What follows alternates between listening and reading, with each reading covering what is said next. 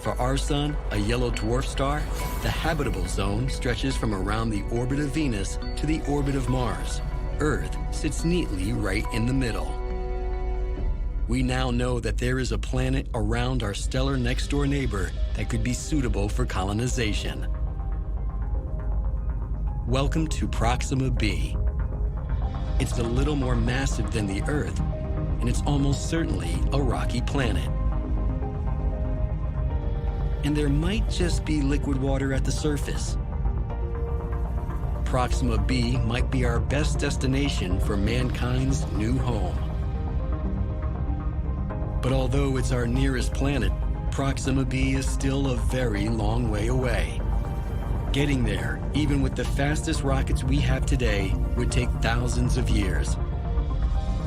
Professor Hawking believes this will be one of our biggest hurdles.